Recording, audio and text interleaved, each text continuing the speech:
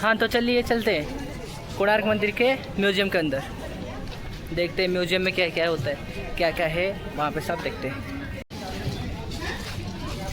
ये है कोणार्क मंदिर का म्यूजियम।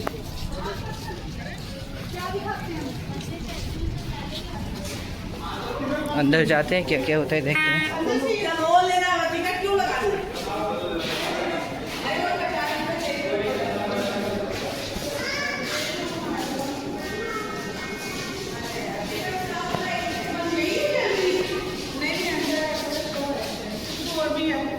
सूर्य भगवान, यहाँ पे टिकट काउंटर, एक टिकट का 50 रुपया।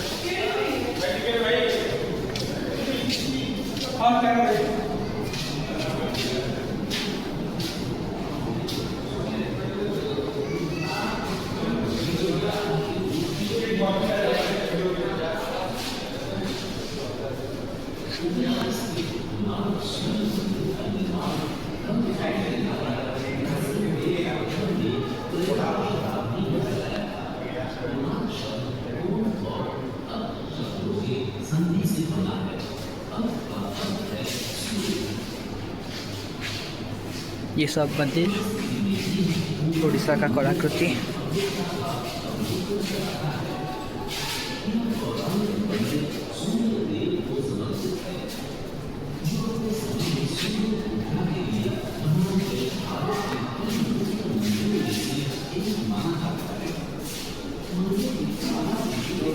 पूरी जगन्नाथ मंदिर, कोणार्क मंदिर, राज्य रानी मंदिर, लिंगराज मंदिर।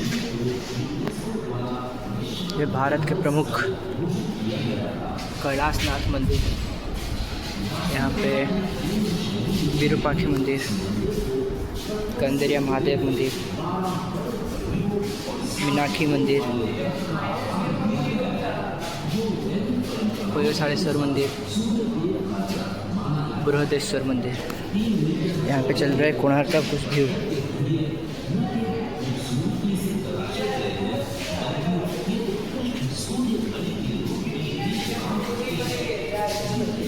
सूर्य मंदिर का स्ट्रक्चर।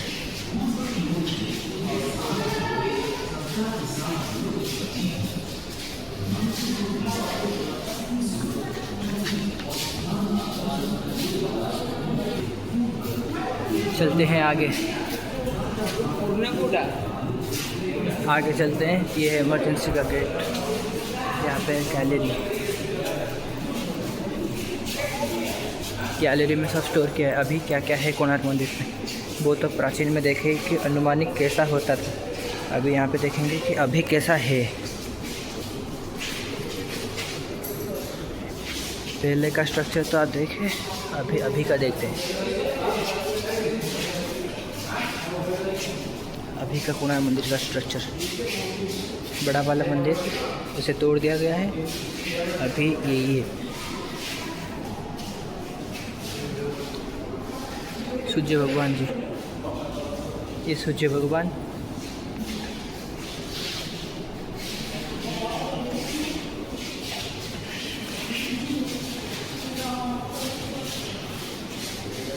फिर से आगे चलते हैं।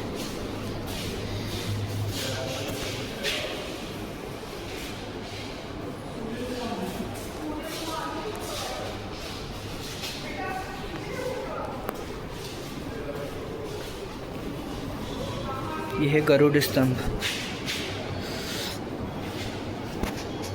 Main temple. ये नक्शा,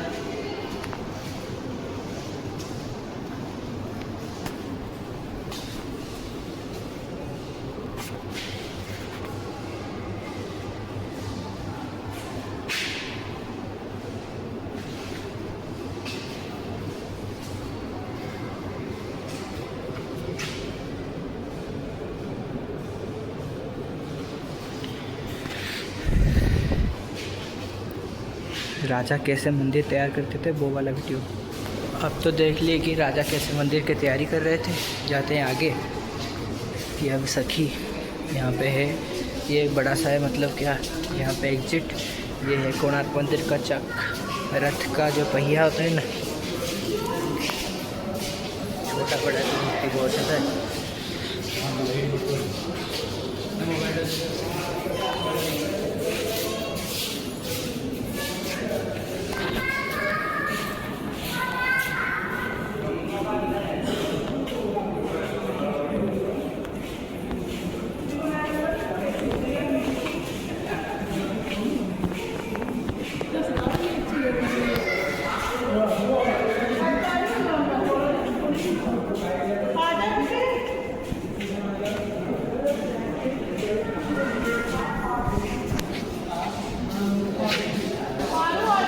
ये है गर्भगृह।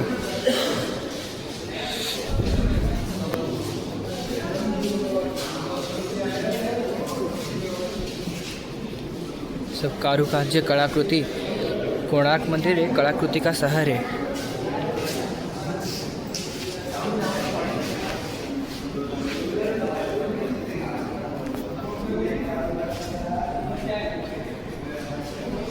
युद्धाश्व, युद्ध करने के लिए इस अश्व का व्यवहार किया जाता है, युद्धाश्व।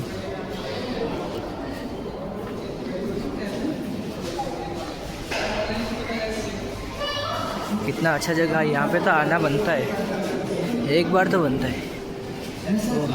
ये पुरी का रथ यात्रा, तालध्वज रथ श्री बलभद्र जी का। गुंडीचा मंदिर पुरी का गुंडीचा मंदिर। यहाँ पे जगन्नाथ जी आते हैं ना रथ के समय अपने घर में।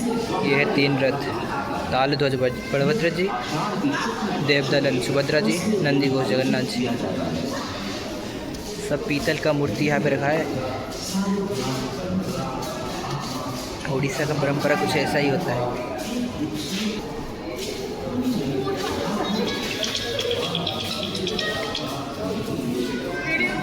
उड़ीसा का श्रेष्ठ परंपरा। नवग्रह मंदिर।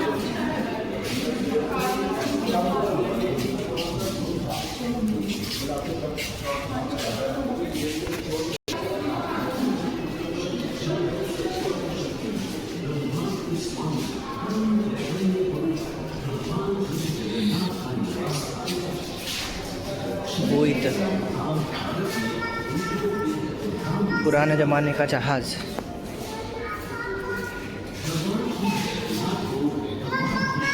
यहाँ पे जगन्नाथ जी का, जगन्नाथ मंदिर का, पुरी का, सबका हिस्ट्री बता रहे हैं और कैसे कैसे क्या होता है सब यहाँ पे दिखाई दे रहा है। अभी चलते हैं आगे। ऐसा है म्यूजियम का कुछ नज़ारा। अभी आगे चलते हैं और क्या होता है देखते हैं म्यूजियम के अंदर।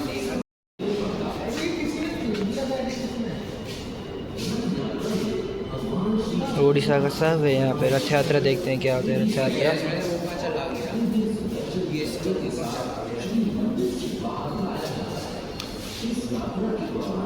देव स्नान पूर्णिमा, कोणार्क उत्सव,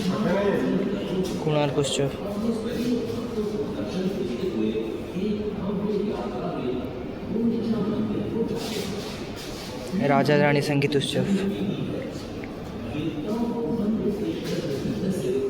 ये है रज, डोली खेलते हैं हमारे यहाँ पे।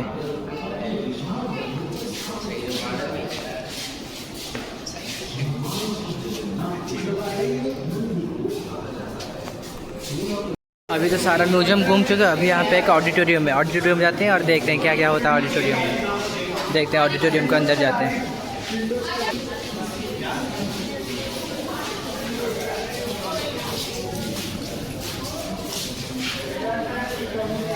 ये ऑडिटोरियम के अंदर, ऑडिटोरियम में देखते हैं व्यू कैसा आता है।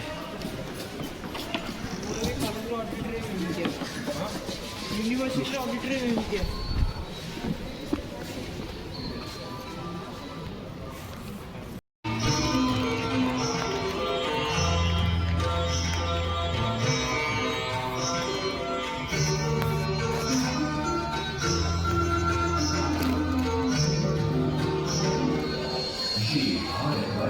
जिसे दुनिया कभी विश्व गुरु के रूप में जानती थी।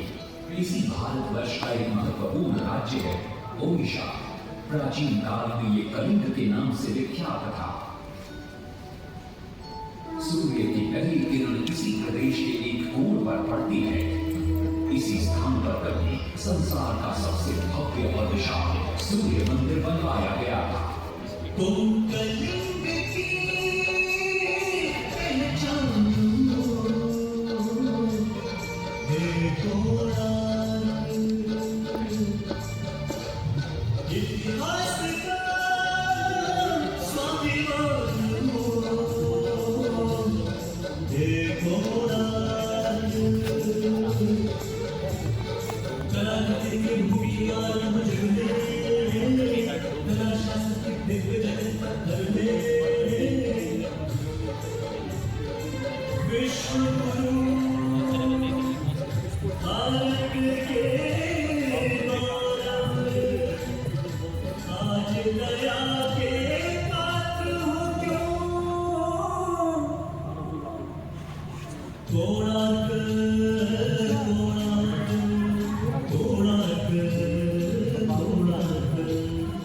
सैकड़ों साल पहले की बात है। पुरातात्विक दस्तावेज के तौर पर संग्रहित पुस्तक मागला पांजी और बाया चक्रा में उल्लेख है कि 13वीं सदी में गंगवंश के राजा नांगुला नरसिंहदेव ने इस सूर्य मंदिर का निर्माण करवाया था।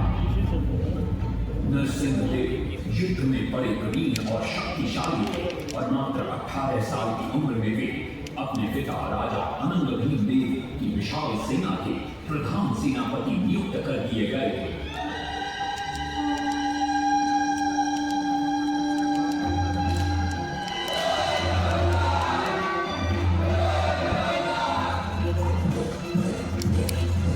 सेनापति बनने के बाद नरसिंहदेव ने अपने कुशल नेतृत्व से दक्षिण के कई आक्रमणकारी राजाओं को युद्ध में हराया।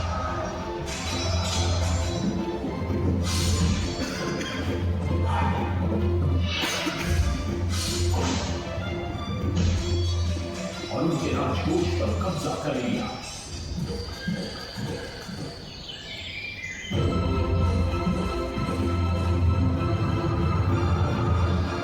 तत्पश्चात उन्होंने विजय गोंडा, जिसे आज हम वारंगल के नाम से जानते हैं,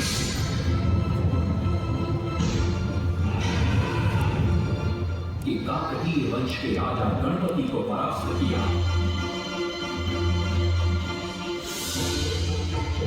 और उनके राजकोष पर भी कब्जा कर लिया।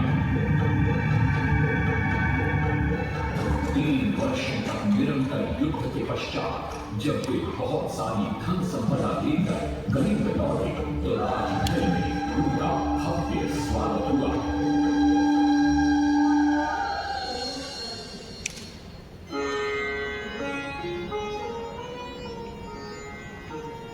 राजमाता कस्तूरी देवी पुत्र नरसिंहदेव की वीरता से बहुत प्रसन्न हुई और पुत्र के सामने अपने मन की इच्छा प्रकट की।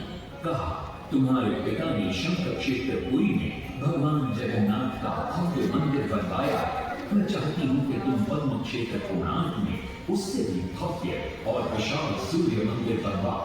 किंतु नरसिंहदेव माता से प्रति प्रश्न करते हैं, सूर्य मंदिर ही क्यों और वो भी कोणार्क में?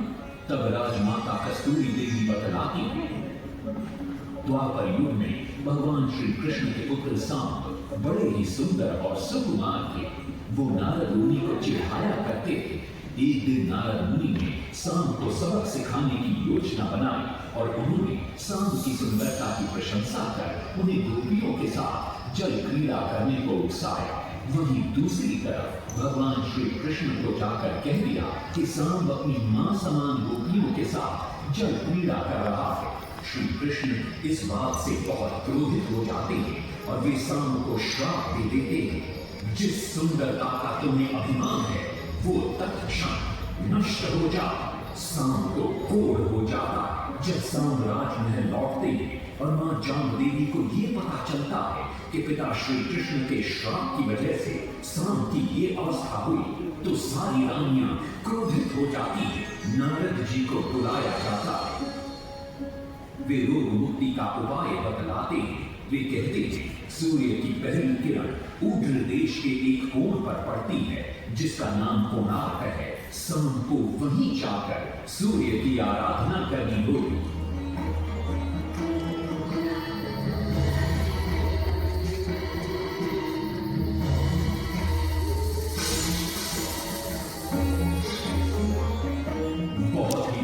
और कठिन यात्रा के पश्चात सांब अपने सैनिकों और सेवकों के साथ कोणार्क की चंद्रभागा नदी के तट पर पहुंचते हैं और नित्य प्रातः स्नान के बाद सूर्य की आराधना आरंभ करते हैं।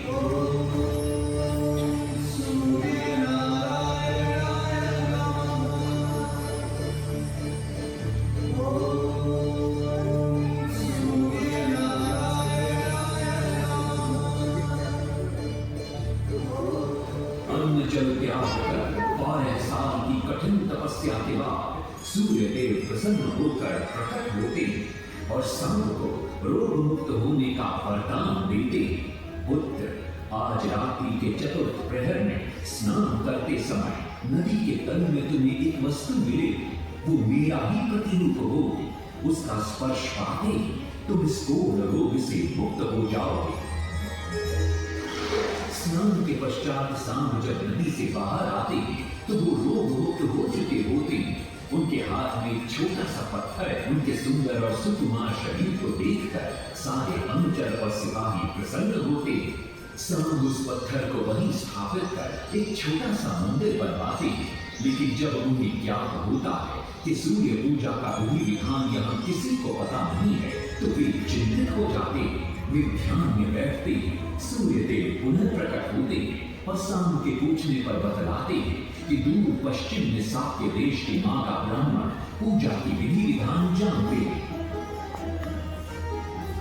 सांब साक्य देश की ओर निकल पड़ते हैं जो आज का ईरान है।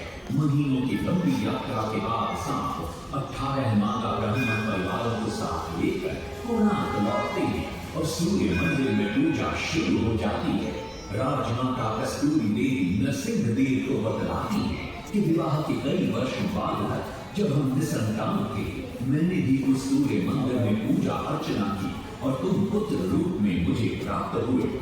माता की बात सुनकर नरसिंह देव मां को कोणार्क में संसार का सबसे भव्य और विशाल मंदिर बनाने का वचन देते। सदाशिव सामंतराय महापात्र जो शिवई सांतरा के नाम से लोकप्रिय थे, वे अपने सहयोगी बीसू महाराणा के साथ मंदिर का प्रतिरूप बनाते और नरसिंह देव के समक्ष प्रस्तुत करते। नरसिंह देव मंदिर का प्रतिरूप देखकर अभिभूत हो जाते और शीघ्र मंदिर निर्माण कार्य आरंभ करने का आदेश देते। दूर से बड़े-बड़े पत्थर लाए गए, जितने पत्थर डाले गए सारे टूट गए। पानी को डाला, उसमें डाल गए, नहीं पता डाला, सारे टूट गए।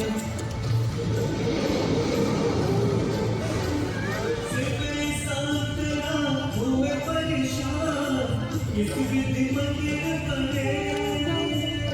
सिपरी सांतरा हुए परेशान, किसी विधि मंदिर बने। एक दिन वे चिंतामग्न कोणार्क लौट रहे थे, तभी उन्हें प्यास महसूस हुई। उन्हें पास ही में एक कुटिया दिखाई पड़ती है जहाँ एक बूढ़ी औरत से उनकी भेंट होती है। शिवई सांतरा पानी मांगते हैं। बूढ़ी औरत पानी के साथ गरम गरम भोजन भी लेकर आती है। वे थाली के बीच में हाथ डालते हैं जिससे उनका हाथ जल जाता है। तब वो बूढ़ी औरत मुस्कुराकर कहती है, तुम तो शिवई सांतरा की तरह बीच से भोजन उठाकर खा रहे हो। ये सुनकर शिवई सांतरा को अपनी भूल का एहसास होता है। माता राम चंडी ने उपाय सुझाया, समझे सिपरी सांतरा।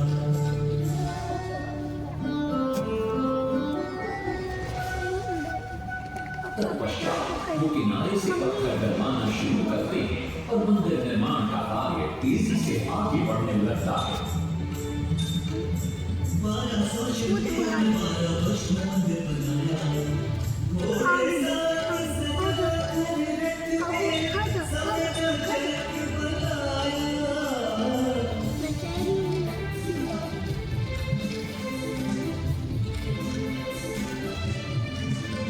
दूसरी तरफ कलिंग के उत्तर के राज्यों के नवाबों के बार बार राज्य पर आक्रमण हो रहे थे। इन आक्रमणों से क्रोधित होकर नरसिंह देव अपनी विशाल सेना को लेकर युद्ध के लिए निकल पड़े।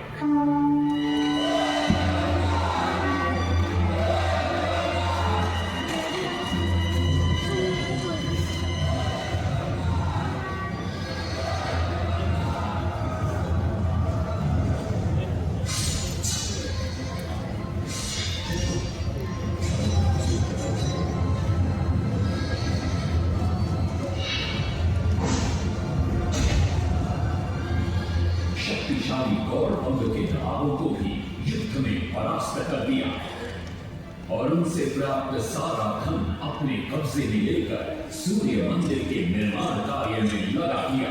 1200 कारीगरों के अथक प्रयास से 12 साल बाद विशाल और भव्य सूर्य मंदिर बनकर तैयार हुआ।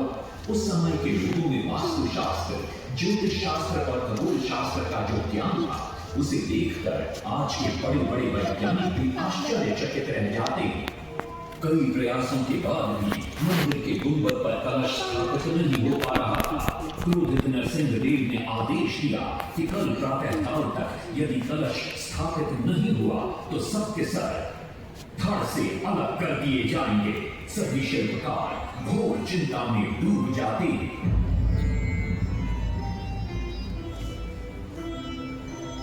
दूसरी तरफ मुख्य शिल्पकार बीसू महाराणा का 12 साल का बेटा धर्मपद सूर्य मंदिर के प्रतिरूप पर कलश बिठाकर प्रसन्न होता है और मां के सामने अपने पिता से मिलने की इच्छा व्यक्त करता है। मां अपने बागीचे के बेर पोटली में बांध कर देती है और कहती है, अपने कुत्ते बलिया को साथ लेकर कोणार्क जा। बलिया अपने मालिक को पहचान लेता है और बीसू महाराणा से निपट जाता है। धर्मपद अपने पिता को प्रणाम करता है और अपना परिचय देता है।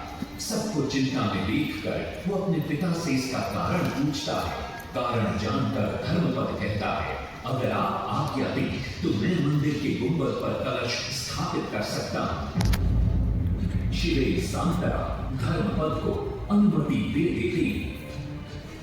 धर्मपद गुंबद पर चढ़ जाता है और कुछ ही समय के प्रयत्न के पश्चात वो कलश को स्थापित करने में सफल हो जाता है। गुंबद पर कलश स्थापित होते नीचे गर्भगृह में चारों दिशाओं में लगे चुंबकों के आकर्षण से सूर्य महाप्रभु की मूर्ति शून्य में स्थापित हो जाती है। सब धर्मपद को कंधे पर बिठाकर खुशी से नृत्य करने लगते हैं। तभी कुछ कारीगर इसका विरोध करते हुए कहते हैं, अगर सुबह राजा को ये पता लग गया कि इस बच्चे ने कलश को स्थापित किया है तो किसी का बचना संभव नहीं है, इसलिए धर्मपद को मरना होगा। इस बात से शिवे सांतरा बड़े क्रोधित हो जाते हैं। भीषण वाद विवाद छिड़ जाता है। ये सब देखकर धर्मपद गहरी चिंता में पड़ जाता है और वो सोचता है कि यदि मेरे जीवित रहने से इन सब का सर काट दिया जाएगा तो इससे अच्छा है कि मैं आत्म बलिदान कर दूं ताकि सबके प्राण बच जाए। और उसी पल धर्मपद नवनिर्मित सूर्य मंदिर के शिखर पर चढ़ जाता है।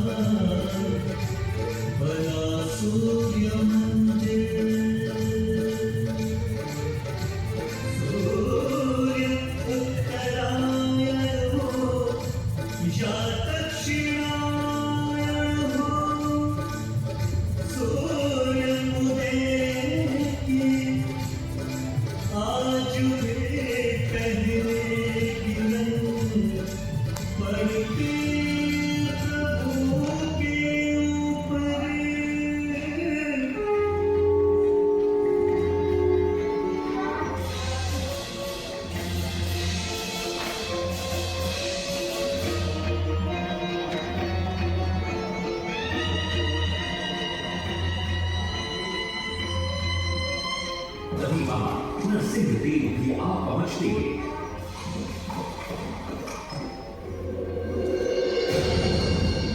और सूर्य महाप्रभु को शून्य में स्थापित देख वे भी आनंद से भर जाते हैं और शिवे सांतरा की भूरी भूरी प्रशंसा करते हैं। वो ये भी घोषणा करते हैं कि मां शुक्ल पक्ष की सप्तमी को मंदिर की प्राण प्रतिष्ठा की जाएगी। लेकिन शिवे सांतरा कहते, राजन तिथि तो अच्छी है, लेकिन मंदिर की प्राण प्रतिष्ठा के लिए ये शुभ नहीं है। किंतु राजा अपनी बात पर अड़ जाते हैं। शिवे सांतरा को दुख होता है और कोई वाद विवाद किए बिना वे हमेशा के लिए वहां से चले जाते हैं।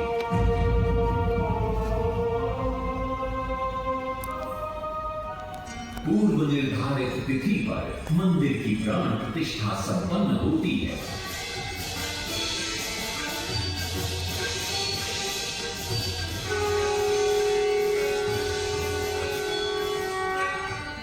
लेकिन कुछ दिनों बाद अमंगल होना शुरू हो जाता है। सबसे पहले विराट सिंह की मूर्ति नीचे आ गिरती है।